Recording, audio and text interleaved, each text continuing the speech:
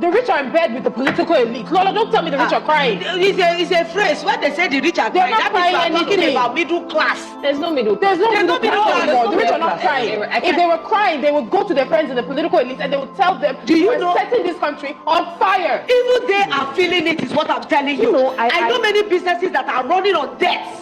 They are collecting money from this bank to pay this one. That's why they are in bed with the powers.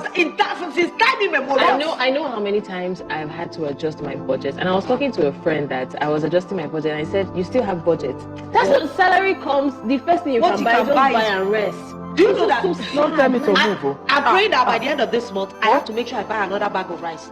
Because the last one I bought about 95,000. I know when I get there now, it's going to be like 100 and something. Yeah, who knows what it's going to be by Christmas? Besides the rice, the tomatoes to cook it, oil, the gas, the oil. So guys, next week, our Jasiri on the street has to be in the market. No, because this is October. We're heading towards Christmas. It will have to be in the market. You know that there are oftentimes English fails me, and that's why I'm reverting to Yoruba because we understand.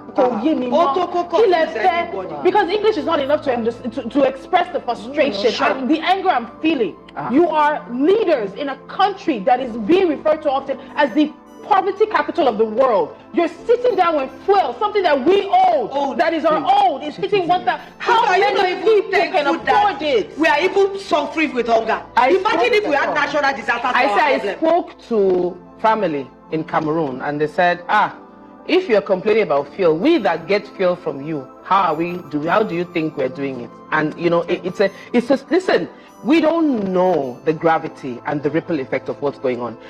Former aviation minister, I think, Honorable Chibuike Rotimi Amechi, in an interview he gave, he said, Nigerians, he didn't expect that Nigerians would take this sitting down. He expected that Nigerians should be on the, and he got a lot of flack for that. And Nigerians should find a way to protest and find a way to, because the truth is, in the midst of all of this, Nigerians are still finding a way to laugh. Excuse me. Are they mocking us? Yeah. I won't finish the sentence, but I'll start it. Kole what? Emma Soma. Don't. She understands. Kole kini. That comment that Rotimi Amechi made. Kole what?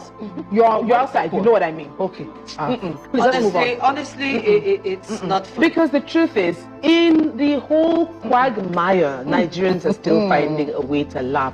How we do it, frankly, I have no idea. I know that being able to make light of every situation is actually what got us here. But ladies, even if we could use a little laughter right now, I don't know if we can, but... I'm sorry, before you go, I think that, so we said it over and over again, but I think I'm coming to realize that Nigerians are not finding a way to laugh or adapt. People are dying in silence.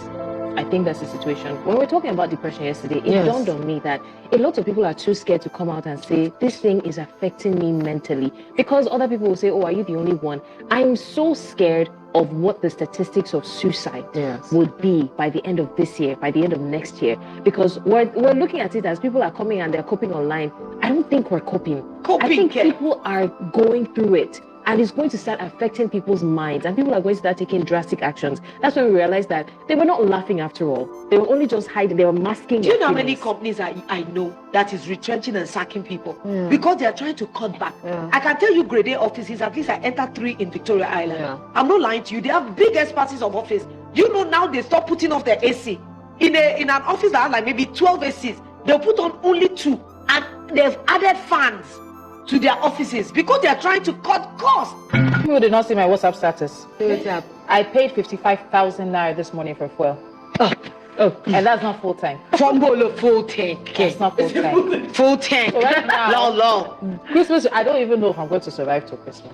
And I think that we're going back to the era. I don't know who said it yesterday, that we'll get to a point where people prefer to have Zoom meetings. People prefer to have work from home than coming. It feels like we're in a COVID era. As companies and even as a society, we don't have the full infrastructure for work from home. Yes. Oh my God. When they can I tell you how much my compound electricity bill is? My husband has been on a tear. We got a bill of 1 million this month, 8 flats, and it was my daughter that told me because he already ranted to her, the nanny, and he's very well, 1 million naira. I don't understand. I don't understand. And then I've just paid 55. No, are you producing? Is it a manufacturing company? I don't know. Is it a manufacturing company? We have off 2 fridges in my house. Only 1 freezer is working.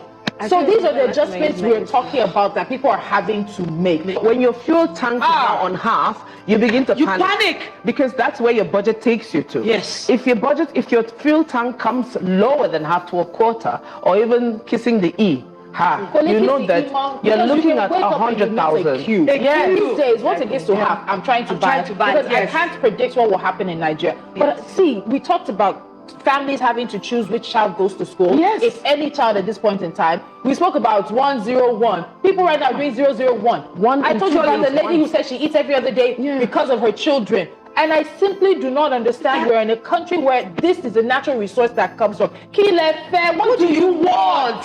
What do you like? Yesterday, I'm vibrating right now. I am unhappy. Yesterday, I'm vibrating. I'm trying to cook concoction rice. Do you know that I bought one smoked Titus for 2,500, and I wanted the rice to really be fishy so that it would be nice.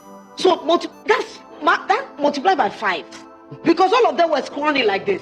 And you wanted it to buffer your soul. That means at home now, I'm telling my children that, oh yeah, you know that thing that they used to serve rice in party? That one that you pack rice inside that used to do one scoop. Yes. I think it's 2 scoops everybody's going to be eating. Yes. Because you cannot continue like this. How many families can afford more than one family? Told me that a friend of mine told me that in their house, she and her husband will share 1 egg, and their 3 children will share 1 egg, so that they can spread the 6,200 naira crate.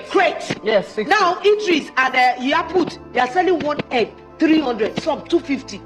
And you ask them, what is their gain in there? I don't know. People, their gains are not, they're very tiny. And yet you will hear some of them telling us that, cornerstone. now that the president is on vacation, that by the time he returns, he will have the brainwave on how to move us forward. Are you kidding me? It's so disheartening and painful. See, right now, I'm even annoyed at this bar. And it's even, let me even tell you, I'm the one who approved the bar, but I realized NNPC is 998. My own is I bought paid 1,050 naira. Yes. So it is 1,050 naira. How many of us have the time to queue at NNPC? We are trying to make the ends meet. Let me tell you, the ends are this far apart right now. And please, the ends, I want you to see me, please. Nigerians, the ends are this far apart.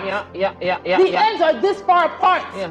Where is the middle ground? Middle class. I don't feel middle class anymore. My economic standing has changed. I'm so sorry, blessings. And if it's this how I'm feeling, I can imagine people lower on the economic scale right now. How they have to lose. What do you want from Nigerians? And I looked at that guy, he was pumping the guy, and I was thinking to myself this morning, I can say I can afford it. Yeah.